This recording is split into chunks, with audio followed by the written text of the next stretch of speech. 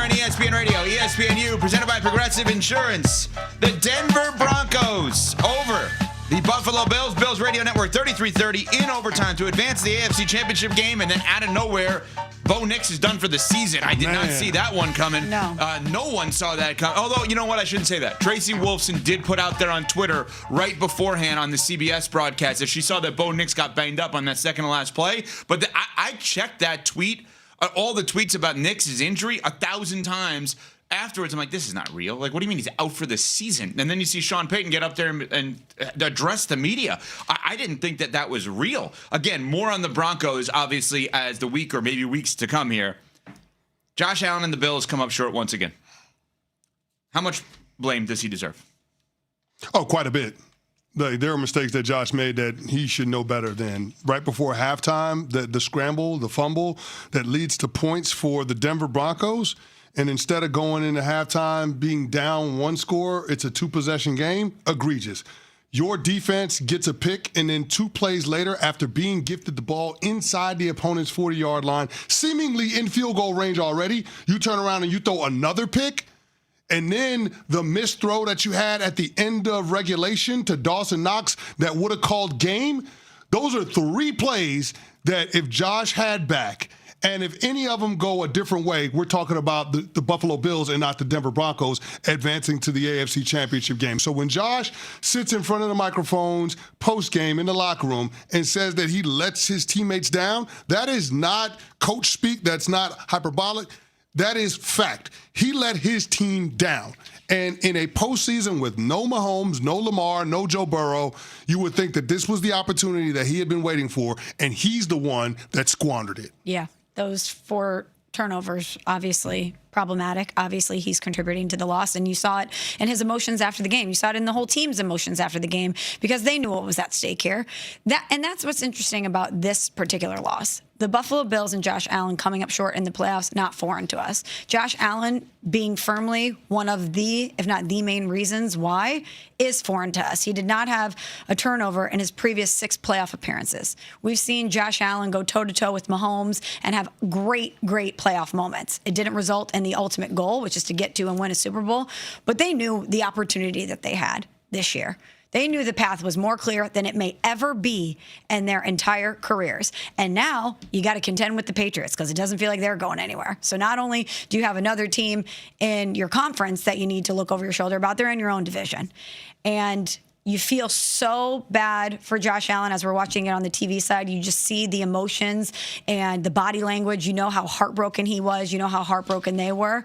But something has got to change in Buffalo because the way that they have been going about this, it's not yielding the right results. And I don't know what the answer is, but something has to change in order for them to maximize his career. Well, what comes to mind? When you say something has to change, what are the things that come to your mind? It's hard to blame coaching when he turns the ball over 4 times. I don't know what the answer is because he's had we try to minimize some of the talent that's been around Josh Allen because he's so good. He is so excellent at his craft that we sometimes act like he doesn't have the Chase and Higgins, and we compare him to other quarterbacks and say, well, he's doing it with less. But it doesn't matter. You have to step up and be the reason why they win. And he has done it so many times, but not in the playoffs. We can go through the list of how they've lost. Lost in the wild card twice, lost in the AFC Championship round, lost in the divisional round 3 years ago. Then you get back to the AFC Championship game, you lose that, and then you lose in the divisional round this year again when you have absolutely no scary quarterbacks. I mean, no disrespect to anybody else, but your familiar foes you don't have in your way, and you lose again. And I don't know what conversations are being had in Buffalo, but they need to get in the think tank and figure something out because you don't. One of the saddest things in life is wasted potential. No doubt. And I fear for him that we are going to look back on his career and say, what a waste of talent and potential that he wasn't able to get it done. Something's got to give. He's 8-7 in the postseason. Of those 7 losses, 5 of them were by 1 score. And in those 5 games, they have lost by an average of 3.6 points per game. Something has to give. in that. And I think the single best analysis you're going to hear all day is the analysis that CC just gave you. He just brought up moments where Josh Allen did not show up big that would have never gotten you to the point of even debating the pass interference or the interception. That is the key. It is, and I'm sorry to be yelling about this, but it's driving me crazy that everyone is going to sit here today and they're going to debate whether or not the pass interference should have been called on Trey White. They're going to debate Jaquan McMillan, shout out to him, Pirate Radio in Greenville, one of our new stations, 92.7. Jonathan Ellerby was on with him last week. He's an ECU guy, so shout out to them. They just added our show. So great that one of their guys made a huge play. But everyone's going to bring up interception or not an interception, the Brandon Cook stuff. That was just a great play. It was, but the point is, great play. CC just gave you 3 or 4 moments during the course of that game where the best player on the planet did not play like the best player on the planet. And if he played 90% of being the best player on the planet, the interception and the pass interference do not come into play. Are we just going to ignore that? And Sean McDermott postgame had this to say of the interception and the referees and the calls late in this big stance for the town that he's in. It's hard for me to understand why it was ruled the way it was ruled. And if it is ruled that way, then why wasn't it slowed down? Just to make sure that we have this right. That would have made a lot of sense to me, to make sure that we have this thing right, because that's a pivotal play in the game. We have the ball at the 20, maybe kicking a game-winning field goal right there. So I'll just leave it at that. But I'm saying it because I'm standing up for Buffalo, damn it. I'm standing up for us. Because what went on is not how it should go down, in my estimation. That play, these guys spent 3 hours out there playing football, pouring their guts out, to not even say, hey, let's just slow this thing down. That's why I'm bothered. Okay, I understand it.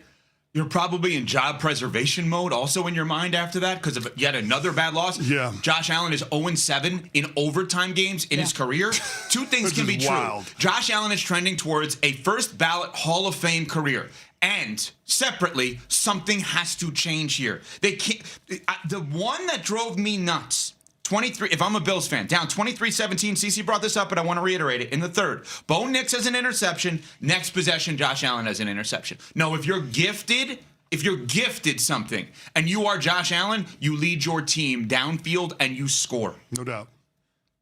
In overtime, the pass to the tight end where it was a bad throw. End of first half. These are all, the fumble was awful. It reminded me of the first playoff game he ever played against the Houston Texans where he threw the ball backwards. Yeah, I remember that. Like, those are not typical Josh Allen moments. And again, sit here all day and debate the pass interference and debate whether or not it was an interception. And by the way, I think they made the right call in both spots.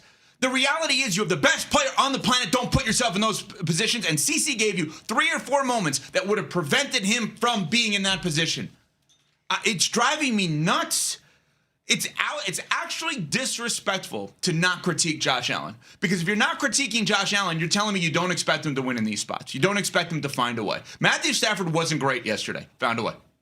Caleb Williams, late in the game, wasn't great. Found a way. Drake May, CC and I debated whether or not we thought he had a great game. He's saying he had a great game because he wasn't spectacular, because that actually enabled them to be good. Found a way. Sam Darnold, oh my God, we're up big early. Kickoff return. You know what the game plan is? Do nothing. Found a way. Josh Allen, how difficult is this to happen to you yet again? Let's hear from him. It's extremely difficult. I feel like I let my teammates down tonight. Emotional. You feel badly for him, but as CC said, he did let them down. He let them down. And he had opportunities to win that game, to grab it by the throat, and to will his team to victory, and he didn't do it. And after all of the things that we talked about transpiring with the turnovers and miscues, at the end of the game, had a wide-open Dawson Knox and couldn't put it on him. That's right. And that would have won the game. That's right. You had the field goal in the bag already. You were well within range. It was just a matter of, okay, pressure's off. Can I make a throw? And the fact is, he didn't. The guy on the other side of the field, the other sideline, Bo Nix, he made throw after throw after throw. And people don't want to talk about it, and people are going to forget about it. But on that field on Saturday afternoon in Mile High, Bo Nix outplayed Josh Allen. That is a fact. And that is going to be tough for the Bills Mafia to digest all offseason long. You went into a game, and presumably the best player in the league wasn't the best quarterback on the field. They got to put that in their pipe and smoke it for the rest of the offseason. One other very quick note. Final drive, pass interference, 2nd and 12.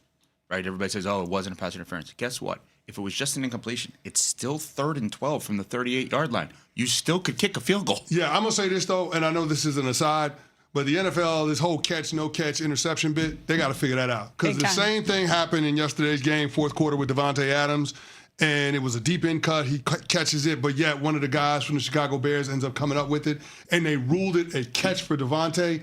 It's seemingly the same action, and yet it was a different result. The NFL has got to do a deep dive and give a clear explanation as to why the one in the Broncos-Bills game was a pick, why the one in the Bears-Rams game was a catch, and there needs to be clear guidance on that moving forward because it's confusing for everybody. I mean, it's confusing for fans, it's confusing for players, it's confusing for me. NFL's got to clear that up. And it's influencing the results of games. Yes. Yes. Coming up, your guy is going to the NFC Championship game. We will get to that next. We're on Sportsman, presented by Progressive Insurance. Hey, Zaslow here, join me and Amber Wilson coming up to